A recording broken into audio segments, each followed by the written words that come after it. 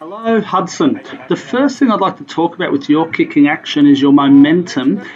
You build up some good momentum, as you can see, in your run up and approach. And you see the last couple of steps before you kick the ball, you slow right down to a walk and then kick the ball. And then once your kicking leg comes back down to the ground, you run off. A stage where I'd like you to get with the development of your kicking action is where you're able to generate and build up some momentum, so some speed and movement in your run up and approach, and continue it through your kick. And then after you've kicked the ball, being able to continue to run through the line of the ball and towards where you're kicking it, so your intended target. That's the stage that I'd love for you to get to.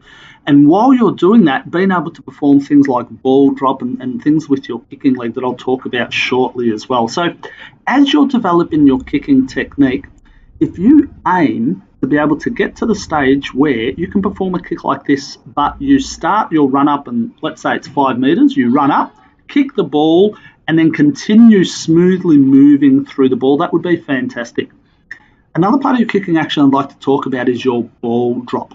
Now, with your ball drop, you can see that when you release the ball, it's almost like you're ever so slightly throwing the ball in the air and just letting the ball go, as opposed to, or trying to, being able to control the ball down. So with your ball drop, I'm going to split your ball drop into two different parts. The first part I'll talk about is what your guiding hand is doing.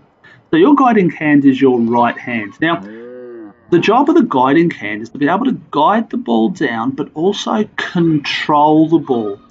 And the control is really important because when you're able to control the ball down and then release it, so take your hand off it, when you control it, you want to be able to control it into a spot so that the ball is at a really good angle when you release it, and also a good distance away from your body. And the more control that you're able to get in that guiding hand, then the more consistency you'll start to get with your ball drop, which will then start to improve things like accuracy and the consistency of your kicking.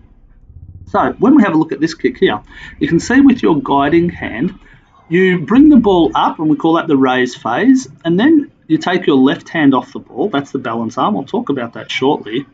And then when you take your guiding hand off the ball's up. It's up around the height of your chest, which is really, really high to release the ball.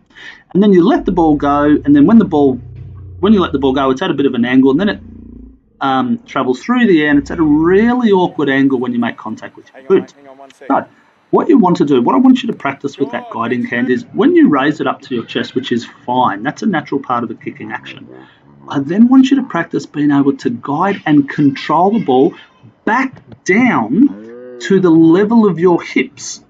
When it's at the level of your hips, that's when I want you to release the ball with that guiding hand. Remembering that you can concentrate on the angle of the football. So if you look at the left-hand image, ideally the angle's straight up and down, and also distance away from your body, and getting consistent with that control and also that guiding with that hand. The other part of your ball drop is what your left hand is doing. That's your balance arm.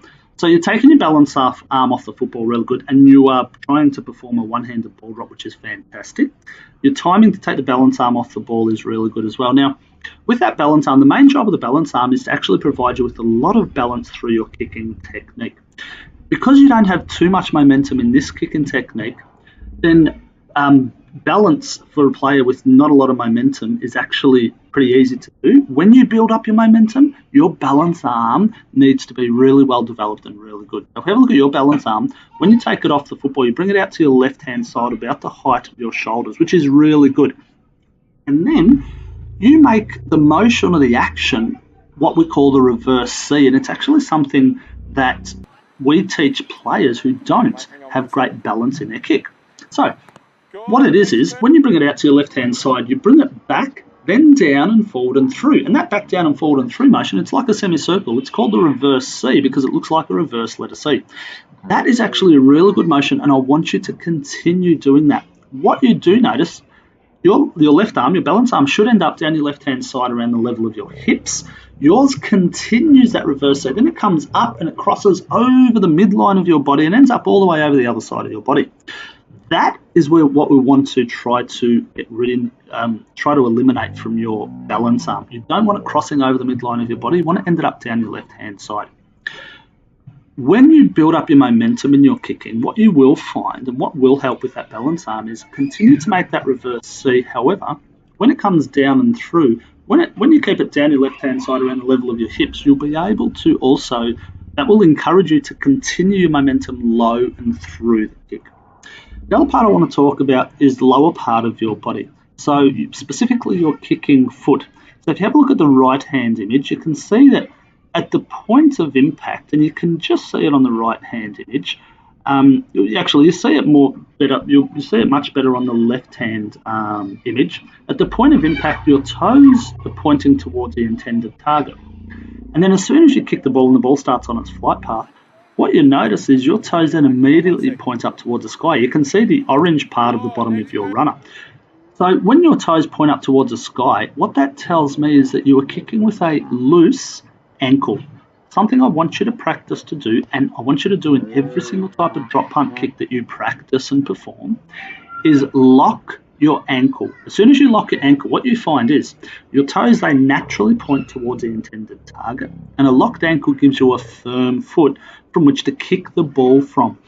You have fantastic leg extension, which means you bring your leg really high through the kick, and that is really, really good. That's because you've got great leg extension. That's the only thing in this kick that's actually providing you with any sort of power and distance. However, if you are able to lock that ankle and give yourself a firm foot, you'll find the power of your kicks will straight away, they'll start to increase. If you can find that you can build more momentum in your run up and approach, then you'll find the force and power, you'll be able to transfer that into your kick, and then you can increase things like depth and distance in your kick. And that comes with momentum and movement going through the kick. At the moment, it's all coming from that great leg extension, the power you're generating through your leg. If you can get some of those other things involved in your kick, I think you'll start to see some rapid improvements, one in the power and the distance and depth, but also specifically with that ball drop, the accuracy of your kicks. The pleasing thing is that balance arm is making a really good reverse C. So when you start that momentum, I want you to make sure you continue that reverse C, because that balance is going to be the thing that will make sure that you can develop your kicking action at a really fast rate. At the moment, it's doing a really good job, but if you lose balance, balance is really important for things like accuracy, because the more balanced you are through your kick, so before, during, and after your kick, the greater chance you've got to kick accurately, or probably more importantly, consistently accurately.